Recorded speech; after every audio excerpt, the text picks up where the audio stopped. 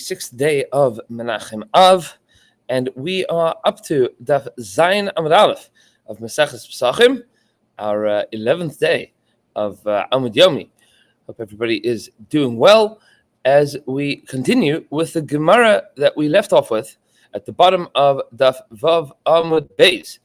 The Gemara had asked the question with regards to the chiyuv that the Rabbanan insisted on, that we do bittul chametz when we do, or around the same time that we do bedikas chametz.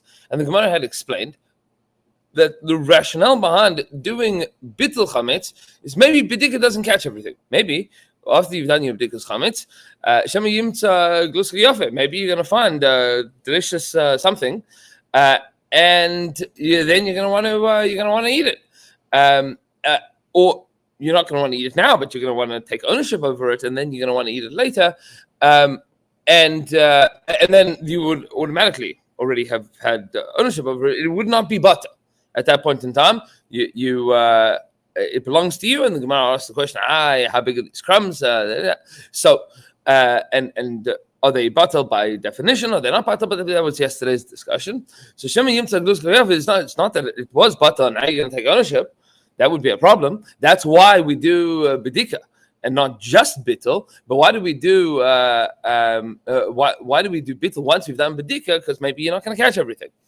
And that's why you have to do bedika and bittul together. And then the Gemara wanted to know, maybe you should be mevatel at the 4th hour of the day, maybe you should be mevatel at the 5th hour of the day. Meaning, who says that you have to be mevatel the night before? And you have the whole morning to be mevatel. So we said no.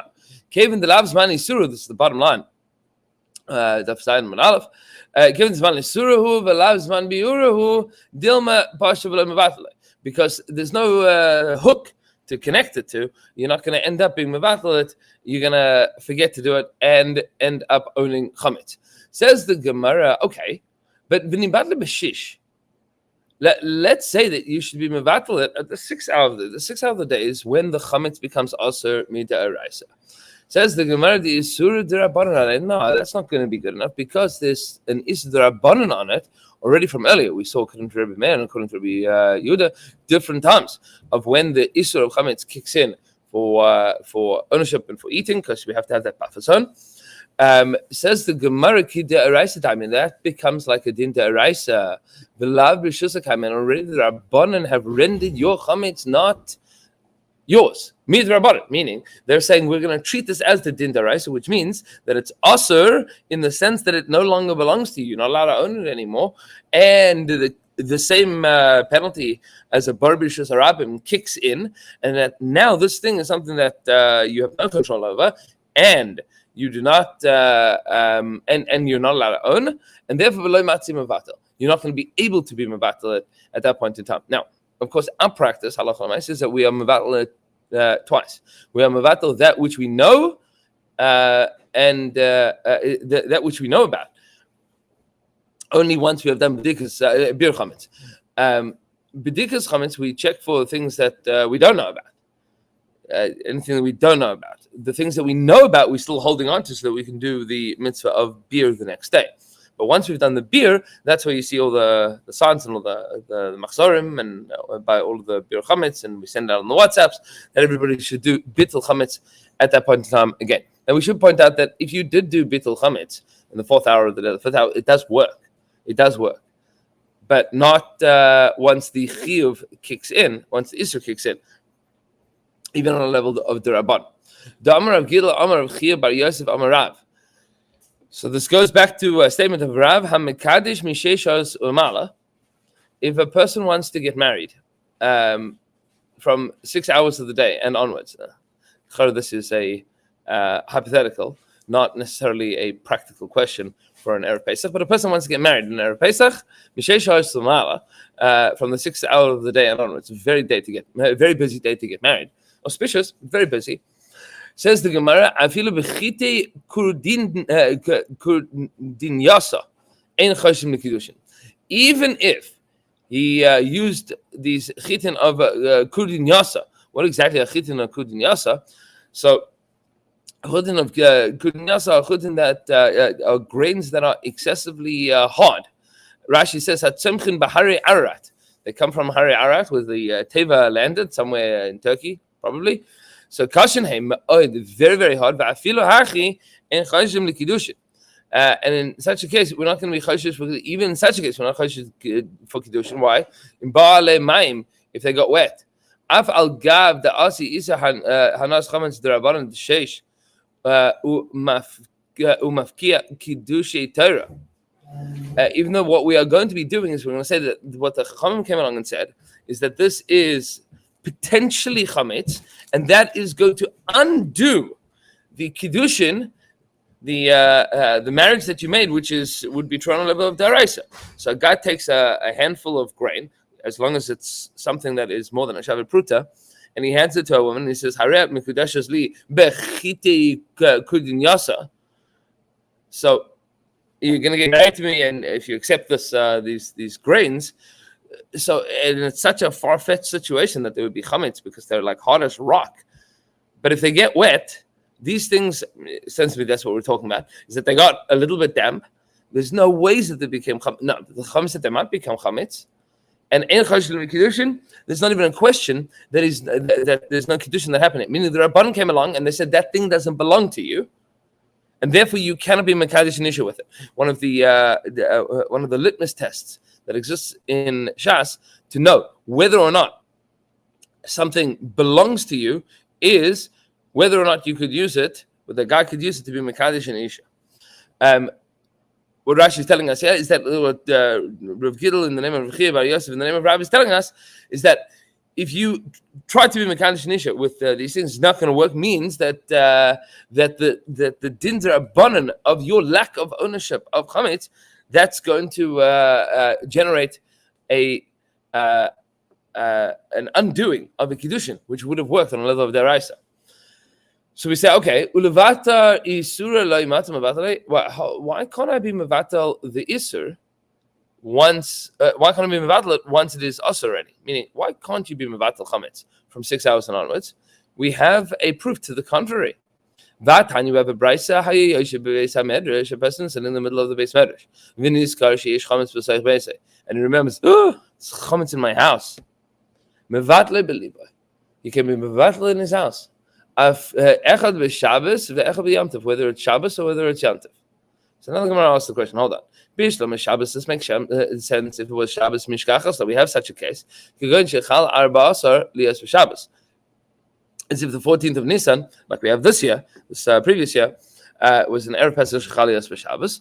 So it rolls around the middle of the day, you go, oh my gosh, I'm sitting in the Beis Medrash and I just realized that there's chametz that I have at home. And I need to take care of this. So on Shabbos, that makes sense that the Bryce is talking about such a case. But what does it mean, Echa b'Shabbos ve'echa b'Yamtiv? Would you have a situation that on Yamtiv you could be mevatel chametz? She says, Ele Yamtiv basar isiru. It sounds like that's after the Zman Isur. There's no ways that you say that that's after the Zman Isur. Maybe at Erev Pesach you could say it's before the 6 hour, and I want to be mevatel chametz. But you can't say that about Yamtiv. That's already also for sure. Amar B'Achar Bar Yaakov, no, it says B'Achar Bar Yaakov, not at all. What does it mean that you're sitting in the Beis Medrash? It means that you're sitting in front of the shir. And then you remember that you were running late to the shir and you were making dough.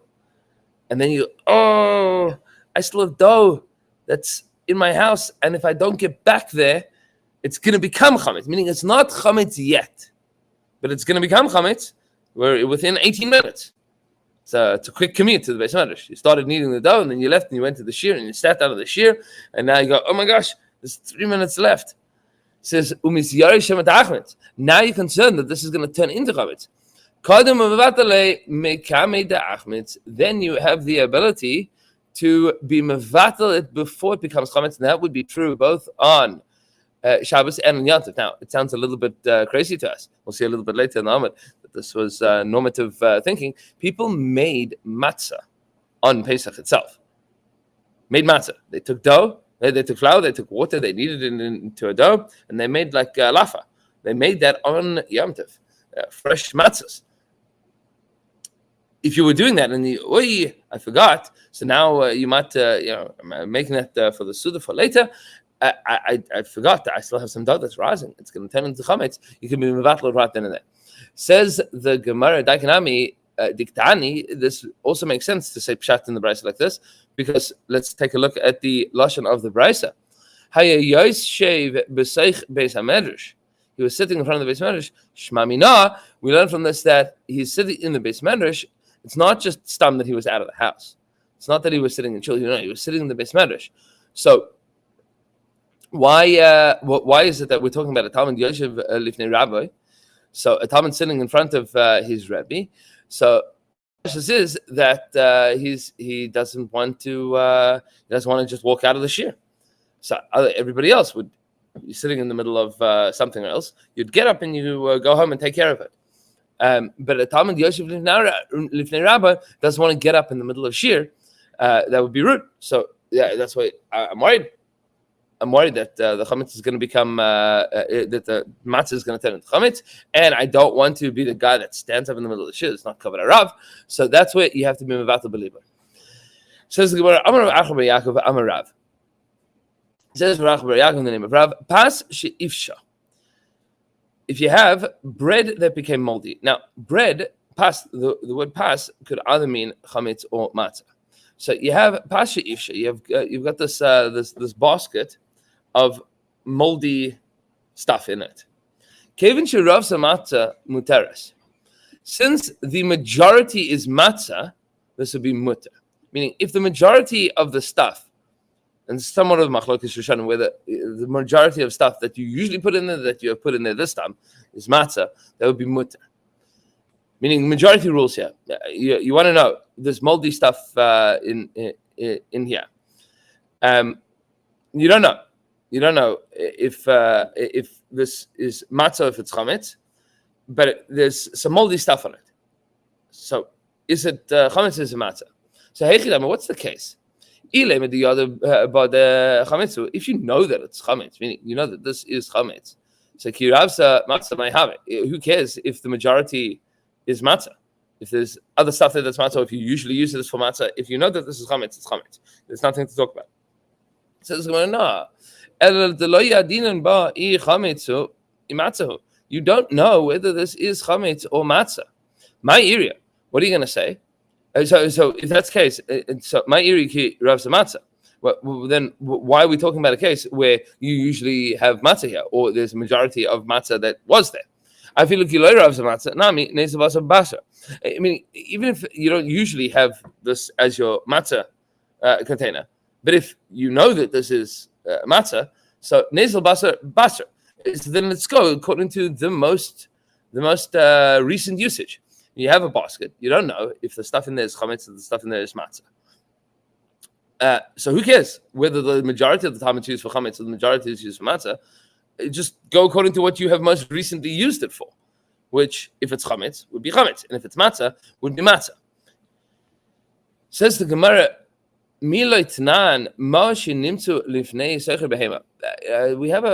a Mishnah that tells us that if you have if you have money that are found in front of a seicher behema, you have coins that are found in front of an animal merchant in Yerushalayim, so la'olam meiser, that is always going to be considered to be meiser. Meiser meaning meiser behema, money, meaning money that people have used to buy their meiser behema, and the rationale behind that is, if you take a look at Rashi, the first Rashi, Rov Oichle Basa B'Yerushalayim, he says Kol Yemeiser Shana, Meiser Sheni Hein.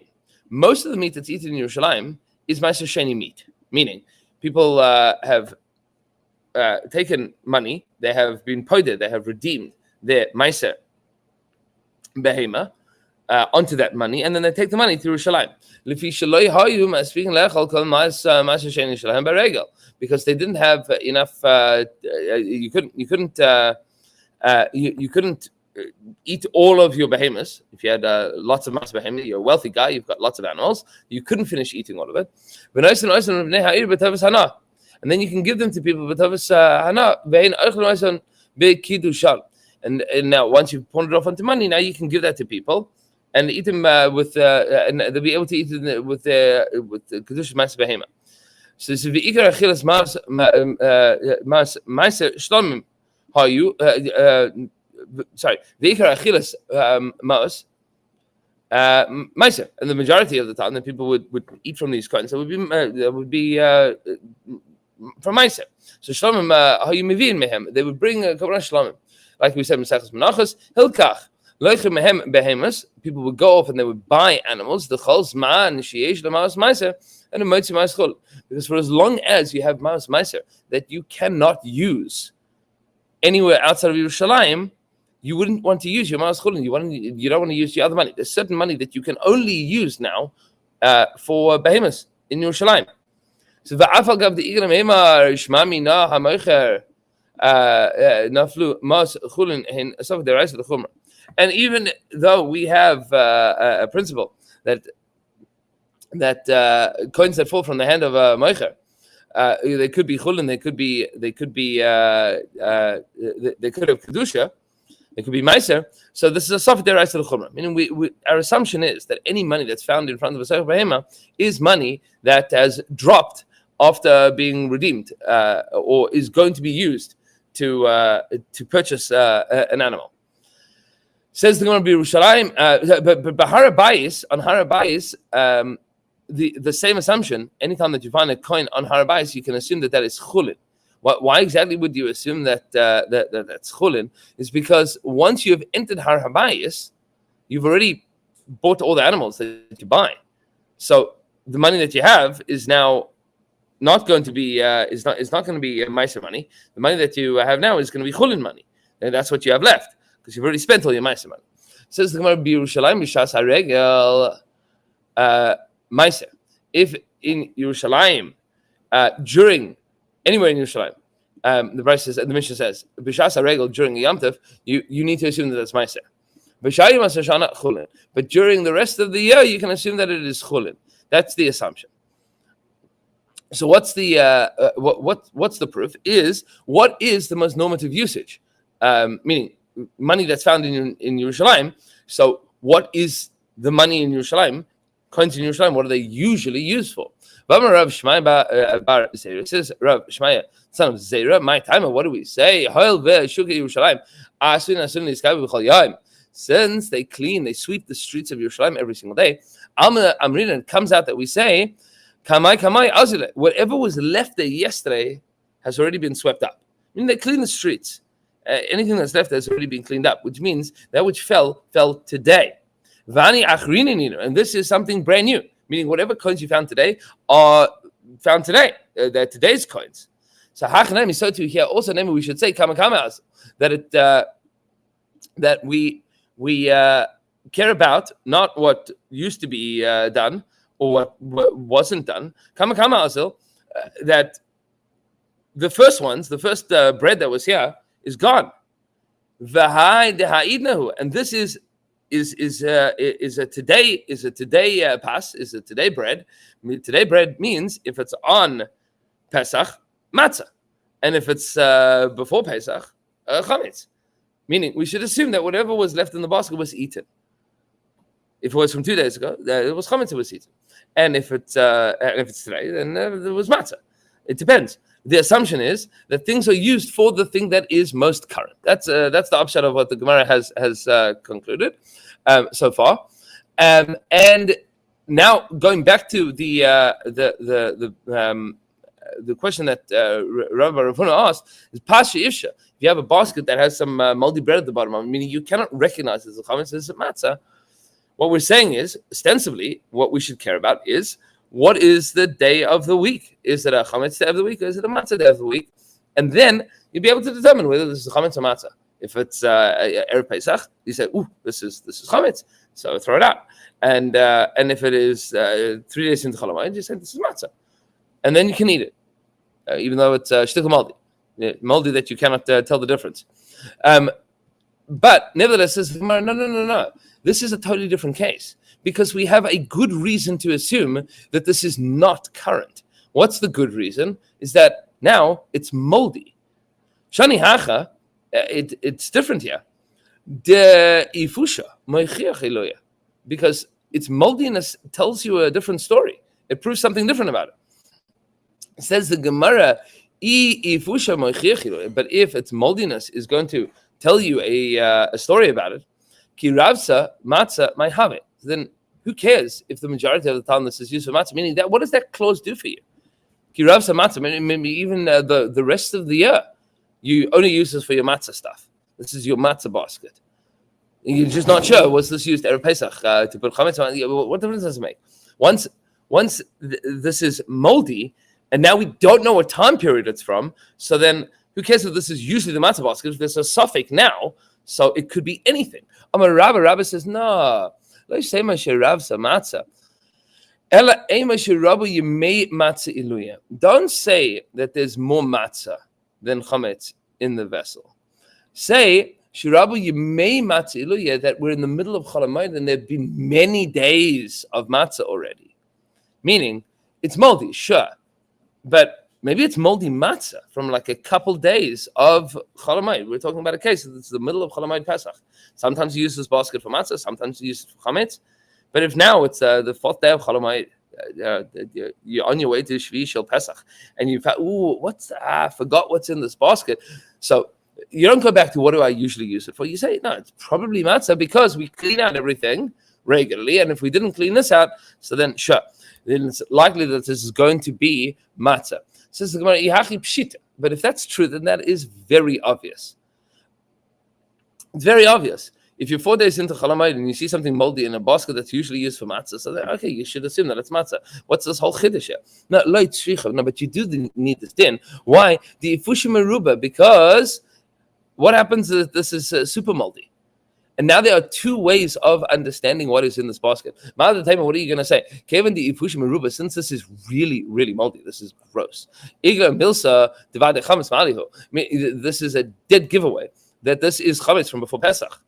Kamash Malan, that is not the case. Kamash Malan, that it is possible that something could be really moldy at the bottom of your bread basket, and you're going to say, even though it's 4 days into to Pesach, you could well say maybe this is chametz from before. It looks like it could be that, but since we're many days into Pesach, and you normatively use this for matzah, so you should assume that this is your matzah basket. It would be mutter.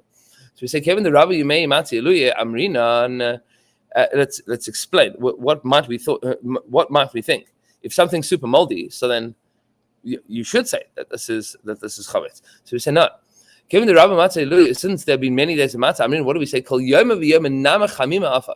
Every day you bake fresh matzah, v'shad eluya v'avshat tvei, and you put it on top, v'avshat tvei, and therefore the thing at the bottom became very moldy. Meaning, there's two ways of looking at something very moldy at the bottom of the basket. You could either say that it's really old stuff because it's chametz from before Pesach, or you could say that it's from Pesach, and every day I've been putting on fresh matzahs there, and therefore it's wet and it's moist, it's damp, and therefore it became moldy, even though it's only from 2 days ago. There's two ways of looking at it. That's where the Gemara is saying, Kevin Shiravu, you may matzah, since many days of matzah passed, there's already a good amount of days that have been piling up excess moisture on top of this pass. So now you're going to say, in such a case, it would be mutter, even though there's a reason to say that it's not.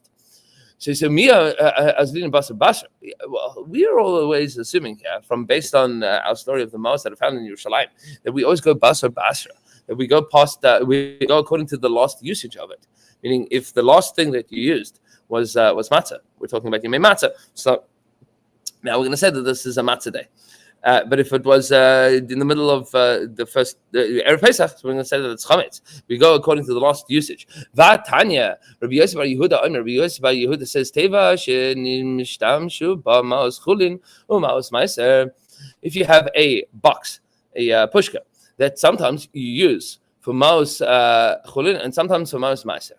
It depends. Depends on the season. Depends on the year. Sometimes this is the chulin box, and sometimes this is the meiser box. So this is probably not a practice because you could end up getting confused. In Rav Chulin, in Rav Meiser, you have a suffix here. If the majority of the time you use this as your chulin box. Usually this is used just for regular money. You happen to be that on the trip to Yerushalayim, you ended up with the excess Meiser money. So you use it for Meiser money. So, okay. So in Roy Meiser, you go according to the majority. Hold up a second. Go according to the most recent usage. Don't go according to the majority usage. Go according to the most recent. Amar Rav Nachman Yitzchak. What are we talking about? Sometimes you use this both for chulin and ma'aser, and you don't remember. You found this box. It's 3 years since your last trip to Yerushalayim, and you know that sometimes you use this for chulin, sometimes you use this for ma'aser, and you don't remember what the last usage was. What did I put in the box the last time? Says Rav Zvid, Amar kagon shenishtamshu b'at tziburim tziburim, or in a situation where you use it's a big box, it's a bigger box, and you tie up rolls of coins. You have pockets of coins that that you use in different piles, and then you found a coin. You found a loose coin. You don't know which one is which, so you can't go based on the most recent usage. You go according to the majority usage. Rav Papa says or if you opened up the box and you see that there's a coin that's stuck there. Who knows how long it's been stuck there? It might have been stuck there since the last usage, or the usage before, or the usage before, the usage before. Who knows how long it's been there?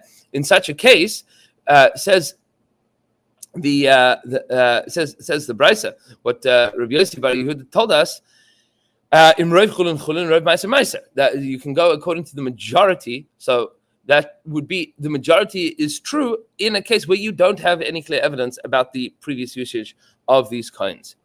The Gemara at the bottom of the Amud starts a new topic about the bracha of bedikas chametz. It says Rav Yehuda Haboydik Tzarech Sheyivarech and Be'ez Hashem Yisbarach. We will be continuing that at 6:15 tomorrow morning back in Boca Raton, Florida. Be'ez Hashem Yisbarach. Everybody should have a marvelous day. We'll see you there.